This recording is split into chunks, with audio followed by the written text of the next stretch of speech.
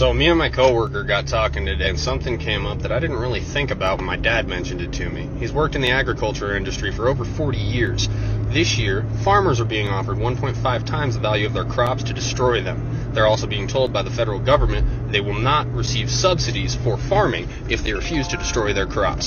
What does that mean? That means that the farmer cannot afford to provide you with food based upon the taxes the government is levying on him if the government doesn't in turn give him back his tax money to provide you with food. Kind of a fucked up system, but that's how it works. And, well, they're not going to subsidize them if they don't destroy the crops. They'll pay them more than what it's worth, and they want them to destroy it, and they'll still get their subsidies. They're trying to create a food shortage. We've got 8 months to get our own food supply. We're probably going to be facing mass starvation. Is it true that the government is paying farmers to destroy their crops? And the simple answer to that is yes, they are. Initially heard about the government paying farmers to destroy their crops, I thought it was a load of bullshit. Well, lo and behold, we received our destruction notice the other day. So basically there was two options on how to destroy the crop. The government could fly on Agent Orange, or we could manually destroy the crop ourselves. We put too much blood, sweat, and tears in it to let them destroy it, so we decided to manually do it ourselves. Basically it said if we used a lawnmower to destroy the crop, we could receive an extra $600 an acre. Something about the low carbon footprint or something. So that's what we're doing. I got my letter yesterday. The letter asking you to destroy some crop. Along with the letter, I had to sign for a certified package, which included these two binders, and then of course this 3-ring binder on how to properly dispose of your crops. And as you can tell, it's on government paper. And as you can tell, this here is the affected area in my section of the county, closest town, and of course you can't run away where you live. So from the county tracts, then they break it down into these individual farm tracts that you have to destroy. And you can see the crop or the field. This is the second machine that I dropped off here for the local farmers. Just want to show you a little bit of each drum. You got 4 of these drums, 2 on each side. Now you can imagine the damage they can do, not counting the blade which you can set down. So this will be the first field that we take care of. So all we're going to do is mash everything into the ground. And then I'm going to go pick up some steel plates, lay them across the road plates, so we can get the machines over there, start on that farm. So the farmers got paid by the government. I don't understand what it's all about, but they got paid. Now they hired us to come in here and just destroy whatever we can. I don't understand how it all works, but we're already paid for a certain amount of time. You can hear the first machine already running out there. So when you hear them farmers saying they're getting paid to destroy everything, they ain't bullshitting y'all. Y'all better start paying attention.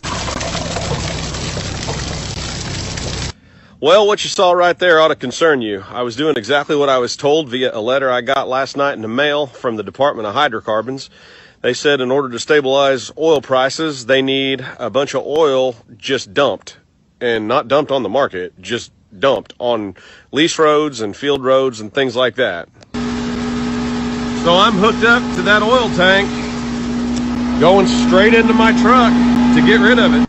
Well, I'm going to get fined if I don't get rid of it, they said. So that prompted me to call District Selectman Tony Deloge and ask him about this letter. He said he didn't know much about it, but he would suggest that I follow whatever it says. So here we go. You know, these are some serious times right now. Since January, oil prices have been through the roof. I'm seeing more and more farmers on TikTok saying that the government's paying them to kill their fields. Agent Orange, I saw a guy with a lawnmower mowing down beans, getting paid to do it. They're controlling food. Now they're going to control energy. I don't understand why this is going on. But I tell you what, if they control food and they control energy, what freedom do you have left? Man, isn't this something? I'm sorry about the music. I'm going to recap. This is the container that was in the video yesterday, and we have unloaded the container. Freight is setting at ports. It is not moving, and we're talking ports around the world. Now, the freight that was on this container was shipped 37 days ago. This is that freight behind me. Somebody is intentionally hindering freight from moving back and forth. There are ports that are stacked. The directive is let it set. Let it set. I reached out to my largest customer, this customer, and that's what I was told. That the directive is let it set. We are definitely going to experience shortages, the likes of which you have never seen.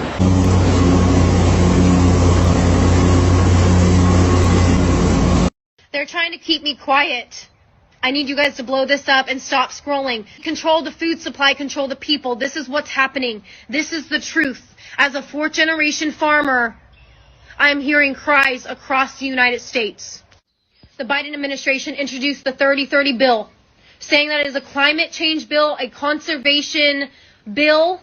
But if you look deeper, and if you really research what they're trying to do in Nebraska, it is disgusting. Why the hell does the government want 1.16 million acres in Nebraska? Because 97% of Nebraska is privately owned, so they're taking from farmers and ranchers and hardworking Americans. And by 2030, they want to take 680 million acres across the United States, kill family farms, control the food supply, control the people. Are you guys ready to stand up? So one of the things I'm going to be talking about this week is the apparent fresh food shortage that's going to hit Europe and the UK over the next few weeks and months. This has been completely orchestrated, and it's absolutely terrible that this is likely to be happening right now. There is plenty of fresh food being grown at the moment all over Europe. We have no shortages. Farmers have no shortages, despite the weather changes that we've been having recently. There is an awful lot of fresh produce in the fields at the moment, as you can see behind me. This is purposely going to be bought in bulk and destroyed to create an apparent food shortage. Folks, start listening, wake up. There is no food shortage. Yo, excuse my sexiness. I have some breaking news. So, right now, the federal government is offering farmers 1.5 times the amount that their crops are worth to destroy them. I know it sounds crazy, but just look it up. Don't use Google because they filter your searches. Use DuckDuckGo and you'll be able to find reliable information about this. Anyway, and if the farmers refuse to do this, then that same government will refuse to give them subsidies. I truly believe they're creating a food shortage, or they're going to. Can't prove it. Just look into what I'm saying, make up your own mind, but just to err on the side of caution, get some food, dried food, get water, be prepared.